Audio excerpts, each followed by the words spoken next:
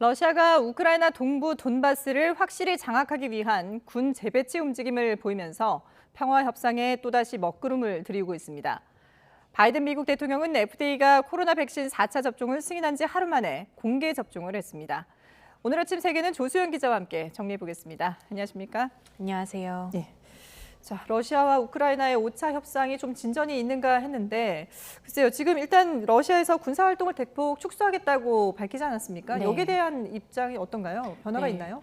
아직까지는 우크라이나와 미국 정부는 여전히 의구심을 나타내고 있습니다. 젤렌스키 우크라이나 대통령은 러시아 측의 군사활동 축소 주장을 일축하면서 러시아군이 돈바스 공격을 위해 재편성됐다고 말했습니다.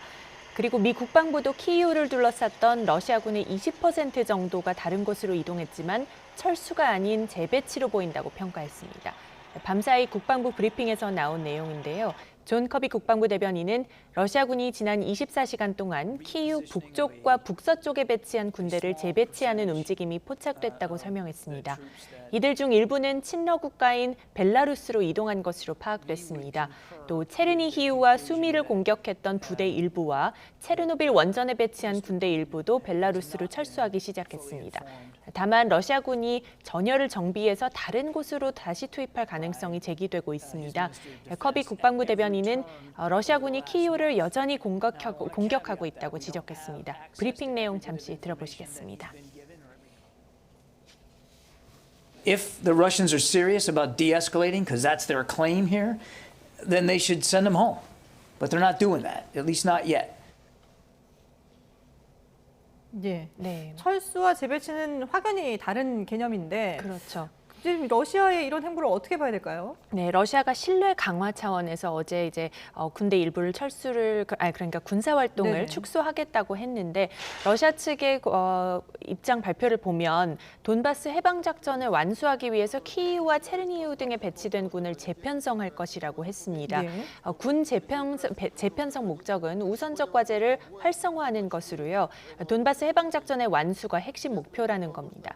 키이우 함락이 어렵게 되자 친러 반군이 장악한 돈바스 지역의 공세를 강화해서 러시아 영토에 편입시키는 쪽으로 방향을 튼 것으로 분석이 됩니다. 러시아의 돈바스 합병 작전이 본격화한 만큼 앞으로 이 지역 상황이 더 악화할 것이라는 전망이 나오는데요. 실제로 외신들에 따르면 러시아군의 돈바스 집중 선언 이후 현지에서는 러시아군이 전선을 따라서 거의 모든 도시를 포격하고 있다 이런 얘기도 들려오고 있습니다. 예. 그렇다면 5차 협상에서 나왔던 내용과는 조금 배치되는 그런 전술이 아닌가 싶기도 한데요. 네. 글쎄요, 지금 이 상황을 그러면 앞으로 어떻게 좀 해석을 해야 될까요? 네, 일단은 앞서 말씀드린 대로 이제 키이우와 체르니히우에서 만약에 군사 활동을 축소를 하더라도 네. 또 결국에는 돈바스에 화력을 쏟아붓는 것으로 나타난다면 협상에는 걸림돌이 될 전망입니다. 네. 또 다른 쟁점인 크림반도에 대한 협의 과정도 난항이 예상됩니다. 우크라이나 대표단은 향후 15년에 걸쳐서 크림반도 지위에 대해 협의하자고 했는데 러시아 측은 크림반도는 협상 대상이 아니라는 입장을 분명히 했습니다.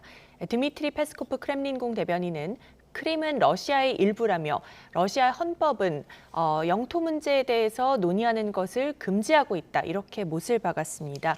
5차 협상에서 우크라이나가 구체적인 내용을 제안하고 문서화한 것은 긍정적으로 평가를 하면서도 나머지 부분에는 돌파구가 보이지 않는다며 아직 해결해야 할 일이 많다고 말했습니다. 양측이 4월 1일, 그러니까 내일 화상으로 협상을 이어가기로 했다는 속보가 오늘 아침에 들어왔는데요. 네. 그때까지 지금 이 앞으로 하루 사이에 러시아 측의 군사적 움직임이 중요한 변수가 될 것으로 보입니다. 예, 내일 추가 협상이 있다고 하는데 여기서 좀 더 진전된 내용이 나왔으면 좋겠네요. 네. 자, 이번에는 코로나19 소식도 알아보죠. 조 바이든 미국 대통령이 4차 백신을 접종했다고요? 네, 그렇습니다. 바이든 대통령이 현지 시간 30일 오후 백악관에서 코로나19 관련 연설을 한 직후에 공개 접종을 했습니다. 화이자 백신으로 4차 접종을 한 건데요. 미 식품의약국 FDA가 50세 이상 성인에 대한 화이자와 모더나 백신 4차 접종을 승인한 지 하루 만입니다. 바이든 대통령은 올해 79세입니다.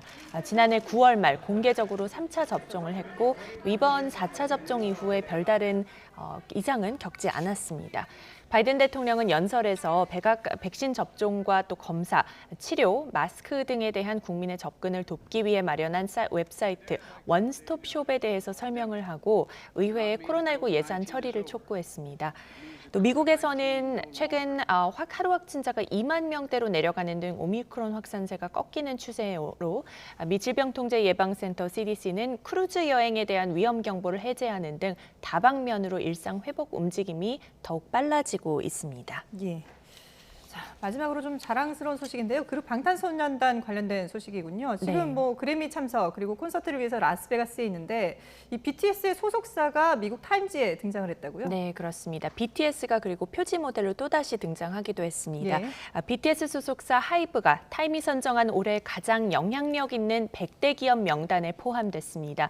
타임은 한국의 하이브가 음악 산업을 재창조하고 있다는 설명과 함께 BTS 멤버들과 방시혁 이사회 의장을 표지 모델로 실었는데요. 하이브와 방시혁 의장이 음악 비즈니스를 완전히 바꿔놓고 있다면서 팝의 최강자라고 평가했습니다. 특히 BTS를 발굴한 소규모 아티스트 인큐베이터에서 디즈니처럼 지식재산권을 갖춘 360도 전천후 사업체로 성장한 점에 주목을 하면서 단순한 음반사나 연예 매니지먼트 회사가 아니라는 평가를 내놓았습니다. 예. 하이브는 지난해에도 타임의 100대 기업에 선정이 된 바 있는데요. 올해는 애플과 리비안, 화이자, 또 디즈니, 틱톡, 발렌시아가 등과 함께 이 명단에 또다시 이름을 올렸습니다. 예. 방탄소년단을 키운 하이브도 타임지에 소개가 됐습니다. 네, 지금까지 국제부 조수영 기자와 함께했습니다. 잘 들었습니다.